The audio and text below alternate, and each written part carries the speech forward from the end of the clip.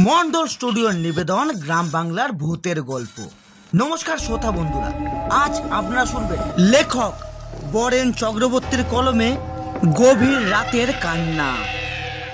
গল্পটি খারাপ লেগেছে, ভালো লেগেছে, দারুণ লেগেছে, আপনাদের মনে যাই প্রতিক্রিয়া হোক না কেন অবশ্যই একটি কমেন্ট করে জানাতে ভুলবেন না। আর ভিডিওটি ভালো লাগলে অবশ্যই একটি লাইক করে চ্যানেলটিকে সাবস্ক্রাইব করে আমাদের পাশে থাকবেন। গল্প পাঠে আমি রাজি, তবে সে দেরি না করে অতি শীঘ্র শুরু হতে চলেছে আজকের বিশেষ নিবেদন। লেখক বরেন চক্রবর্তীর কলমে গভীর রাতের কান্না।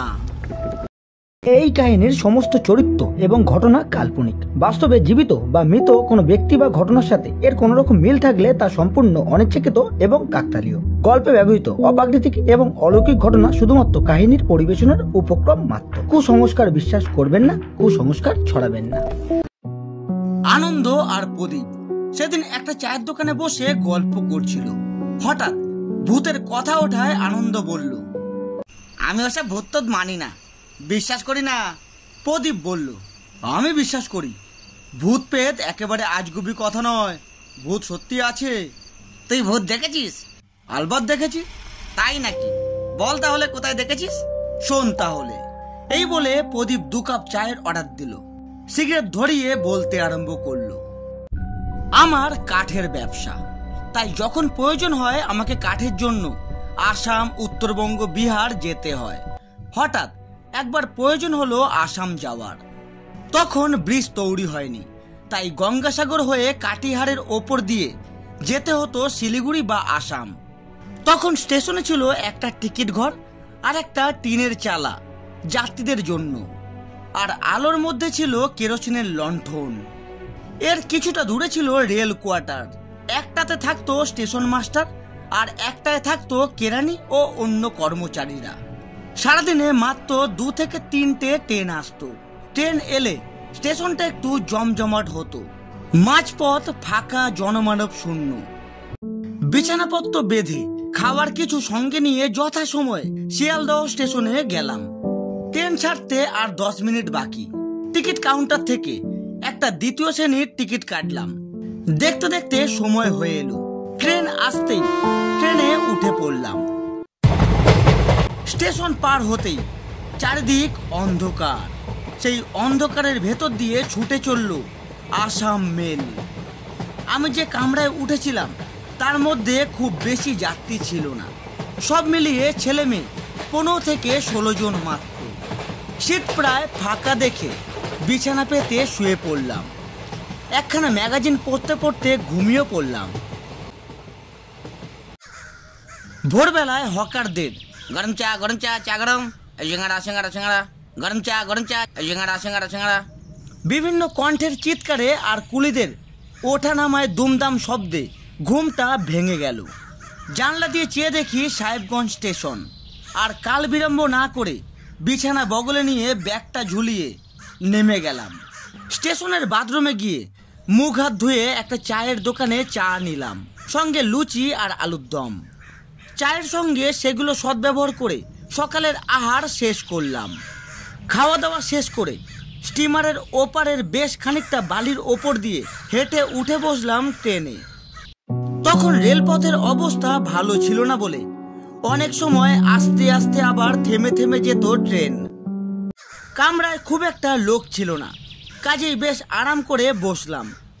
গাড়ি স্টার্ট দিল, কিন্তু খুব আস্তে আস্তে। বালির ওপর দিয়ে জোরে চালানো অসম্ভব। এইভাবেই গাড়িটা এলো মতিহারি স্টেশনে। এখানে কিছু যাত্রী উঠল। এবার ট্রেন জোরে চলতে লাগলো। এখানে বয় এসে খাবার অর্ডার নিয়ে গেল। কিছুক্ষণের মধ্যেই এলো কাটিহার স্টেশন। অনেক লোক এখানে ওঠানামা করতে লাগলো। আমার মাছ ভাতের অর্ডার ছিল, আমাকে বয় দিয়ে গেল। আমি দেরি না করে খাবার পাট শেষ করে ফেললাম। সন্ধ্যার কিছু আগে শিলিগুড়িতে এসে পৌঁছালাম। এখানে গাড়ি প্রায় 20-25 মিনিট দাঁড়িয়ে ছিল। ভোরে এসে পৌঁছালাম আলিপুরদুয়ার স্টেশনে। স্টেশন মাস্টারের বয়স বেশি নয়, আর লোকটিও দেখলাম অমায়িক।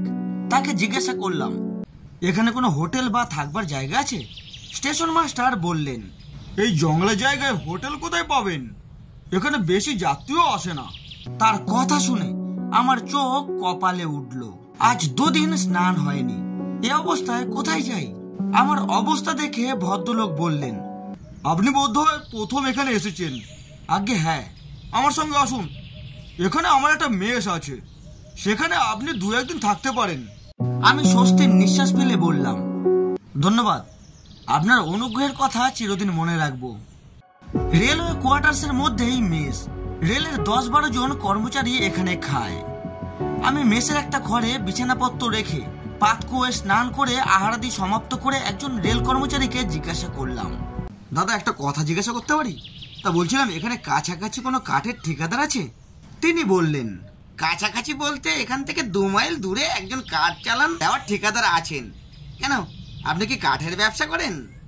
আমি ঘাড় নেড়ে সম্মতি জানাতেই তিনি বললেন, তাহলে ওর কাছেই যান, তাহলে আপনার কাজ মিটে যাবে। তিনি লোকজন নিয়ে জঙ্গলের একপাশে বাংলো তৈরি করে বাস করেন। সব শুনে আমি খুশি হলাম। তাড়াতাড়ি কাজ শেষ করে কলকাতায় ফিরে যাওয়ার উদ্দেশ্যে আমি দুপুরেই ঠিকাদারের বাংলোয় যাওয়ার কথা বললাম।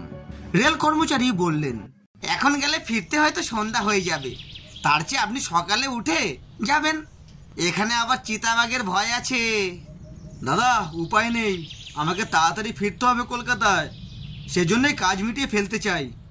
আপনি বরং আমাকে পথের সন্ধানটা বলে দিন, আমি ঠিক চলে যেতে পারবো। ঠিক আছে, আপনি যখন যাবেন তাহলে বলে দিই। স্টেশন থেকে বেরিয়ে যে সোজা রাস্তা পাবেন, ওই রাস্তা 1 মাইল এগিয়ে গেলেই দেখবেন রাস্তাটা 2 ভাগে ভাগ হয়ে গেছে। যেটা বাঁ দিকে জঙ্গলের দিকে গেছে, আপনি সেই দিকে গিয়ে দেখবেন একটা কাঠের বাংলো, ওটাই ঠিকাদারের বাংলো। আমি আর অপেক্ষা না করে টর্চ লাইটটা হাতে নিয়ে বেরিয়ে পড়লাম ঠিকাদারের বাংলোর উদ্দেশ্যে। চলেছি তো চলেছি, পথ যেন আর শেষ হয় না। শেষে ঠিকাদারের আস্তানায় এসে হাজির হলাম। ভাগ্যের জোরে তিনি তখন বাংলোতেই ছিলেন। ভদ্রলোক বাঙালি নয়, যত্ন করে আমায় বসালেন, চা খাওয়ালেন। তারপর ব্যবসার কথাবার্তা পাকা করে বেরিয়ে পড়লাম সেখান থেকে। তিনি বাংলোতে থাকতে বলেছিলেন, কিন্তু আমি বললাম, ধন্যবাদ, থাকার উপায় নেই, কলকাতায় ফিরতে হবে। ঠিক সময় মতো যদি স্টেশনে পৌঁছতে পারি তাহলে রাতের ট্রেনেই কলকাতায় রওনা দেব। এই কথা বলে সেখান থেকে বেরিয়ে পড়লাম। প্রায় 1 মাইল রাস্তা হাঁটার পর হঠাৎ গোটা আকাশ জুড়ে ছেয়ে গেল কালো মেঘ। দুপাশেই জঙ্গল। টর্চের ব্যাটারিও প্রায় শেষ। তাড়াতাড়ি চোটে নতুন ব্যাটারি কিনতে ভুলে গেছি। ব্যাটারির অল্প আলোতেই এগিয়ে চলেছি। হঠাৎ সামনে একটা কালো কুকুর দেখতে পেলাম। চোখ দুটো দপদপ করে জ্বলছে। আমি বারবার আটকে উঠছিলাম। হঠাৎ উঠলো হাওয়া, আর সেই সঙ্গে বৃষ্টি। কুকুরটা অন্ধকারের মধ্যে কোথায় যেন মিশে গেল। আমিও আশ্রয়ের আশায় ছুট দিলাম। কিছু দূর এসেই মনে হলো আমি অন্যদিকে এসেছি। এমন সময় বিদ্যুতের আলোয় খানিকটা দূরে দেখা গেল একটা ঘর। আমি ছুটলাম সেই দিকে। ঘরের কাছে গিয়ে দেখলাম দরজা খোলা। আমি কোনো কিছুই না ভেবে ভেতরে ঢুকে গেলাম। টর্চের লাইটটা জ্বেলে দেখলাম ঘরটা বৈঠকখানা বলেই মনে হলো। তবে ঘরের মধ্যে আসবাবপত্র কিছুই নেই। চারিদিক ধুলো বালি জমা হয়ে আছে। ভেতর দিকে একটা দরজা, সেটাও খোলা। সেই দরজা দিয়ে দেখলাম একটা ছোট উঠোন। বুঝতে পারলাম ঘরে কেউ থাকে না। যাই হোক, আশ্রয় যখন পেয়েছি তখন বৃষ্টি না থামা পর্যন্ত অপেক্ষা করাই যাক। এই ভেবে দরজার পাশে কাঠের মেঝের ওপর বসে পড়লাম। বৃষ্টি যেন থামতেই চায় না। যত রাত হয় বৃষ্টি আরো জোরে হয়। টর্চ লাইটের আলোতে হাত ঘড়িটা দেখলাম, তখন রাত 1টা। চুপ করে বসে আছি নিরুপায় হয়ে। হঠাৎ মাথার ওপর ছটফটানির শব্দ শুনে চমকে উঠে দেখি একটা বাদুড় আমার মাথার ওপর ঘুরপাক খাচ্ছে। ঘুরতে ঘুরতে এক কোণে ঝুলে রইল। চোখ দুটো কি ভয়ঙ্কর, যেন আগুনের মতো জ্বলছে। ভয়ে কাঠ হয়ে বসে রইলাম। ঘরের ভেতর থেকে নানা রকম শব্দ শুনতে পেলাম। কখনো মনে হলো কেউ ঘুরে বেড়াচ্ছে, আবার পরক্ষণেই শোনা গেল বিচিত্র সব শব্দ। বাদুড়টা ছটফট করতে করতে আমার মাথার ওপর দিয়ে বাইরে বেরিয়ে গেল। আমি স্বস্তির নিঃশ্বাস ফেললাম। কিছুক্ষণ কেটে গেল, কোনো শব্দ নেই। হঠাৎ ঘরের ভেতর থেকে একটা কান্নার শব্দ ভেসে এলো। কান্নার শব্দে চমকে উঠলাম। বুঝলাম কোনো মেয়ে ছেলে কাঁদছে। ঘরে তাহলে লোকজন আছে, এই ভেবেই সাহস পেলাম। একবার ভাবলাম ভেতরে গিয়ে দেখি ব্যাপারটা কি। আবার ভাবলাম পরের ব্যাপারে মাথা গলাবার কি দরকার। বৃষ্টি অনেকটাই কমে এসেছে, কিন্তু কান্নার শব্দ কমেনি। একঘেয়ে কান্নার শব্দে অসহ্য হয়ে উঠলাম। ভাবলাম স্টেশনে ফিরে যাওয়াই উচিত ছিল। বিরক্ত হয়ে টর্চটা হাতে নিয়ে ভেতরের দিকে গেলাম। সামনের ঘর থেকে কান্নার শব্দ আসছিল। দরজাটা খোলাই ছিল। সাহস করে ঢুকে গেলাম ঘরের মধ্যে। ঢুকেই দেখলাম ঘরে লোকজন তো দূরের কথা, একটা আসবাবপত্র নেই। শুধুমাত্র একটা পুরনো শাড়ি পরে আছে। টর্চ নিভিয়ে ঘর থেকে বেরিয়ে আসবো, ঠিক এমন সময় আবার কান্নার শব্দ শুনতে পেলাম। কেউ কোথাও নেই, অথচ কাঁদছে কে? আমি ঘরের মাঝখানে গিয়ে চেঁচিয়ে বললাম, কে কে কাঁদছো, উত্তর দাও। সঙ্গে সঙ্গে ঠিক আমার মাথার ওপর যেন কেউ হেসে উঠল। সেই হাসির শব্দে বুকের রক্ত যেন জল হয়ে গেল। আমি ভয়ে বাইরে বেরিয়ে আসার জন্য সবে পা ফেলতেই বন্ধ হয়ে গেল ঘরের দরজাটা। আমি ভয়ে কাঠ হয়ে গেলাম। কিছুক্ষণ পর আবার দরজাটা খুলে গেল। ঘরের কোণে যেখানে শাড়িটা পরেছিল সেখানে দেখা গেল একটা অস্পষ্ট নারী মূর্তি। মূর্তিটা নাকি সুরে বলল, টর্চ জ্বালিও না, কেন কাঁদছি তাহলে শোনো। এই বলে ছায়ামূর্তিটা বলতে শুরু করলো, আমি বাঙালি ঘরের মেয়ে, অল্প বয়সেই বিধবা হই। আমার স্বামীর অনেক টাকা পয়সা ছিল, জমি জমা ছিল প্রচুর।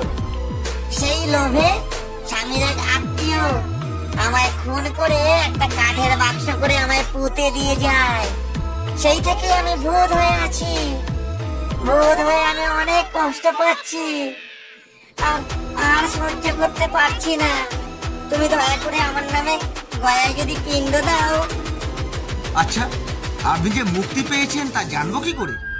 ভূতটা বলল, ফাল্গু নদীর ধারে তুমি যেখানে পিণ্ড দেবে সেখানে 8 মাইল দূরে দেখবে বালি আছে। তার উপরেই দেখবে আমার নাম।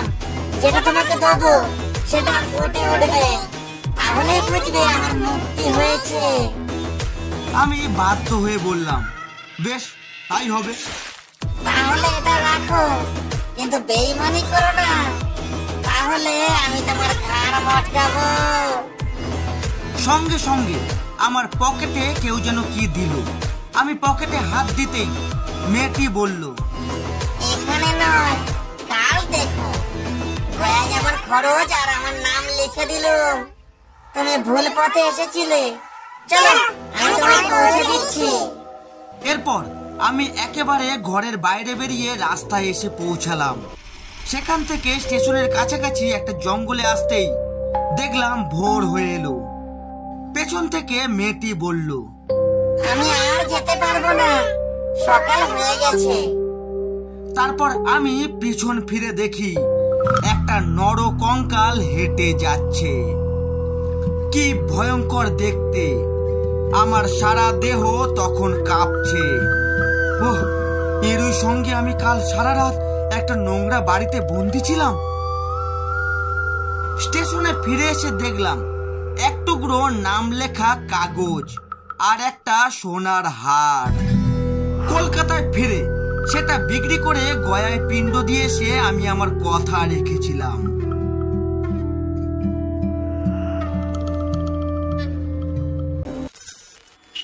মন্ডল স্টুডিওর নিবেদন গ্রাম বাংলার ভূতের গল্প। নমস্কার বন্ধুরা, আজ আপনারা শুনছিলেন লেখক বরেন চক্রবর্তীর কলমে গভীর রাতের কান্না।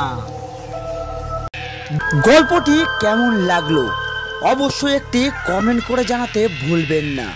আর ভিডিওটি ভালো লাগলে অবশ্যই একটি লাইক করে চ্যানেলটিকে সাবস্ক্রাইব করে আমাদের পাশে থাকবেন। আজ এতটুকু, দেখা হচ্ছে আরো একটি হাড় হিম করা ভূতের গল্প নিয়ে। ততক্ষণ নিজে ভালো থাকুন আর সকলকে ভালো থাকতে সাহায্য করুন।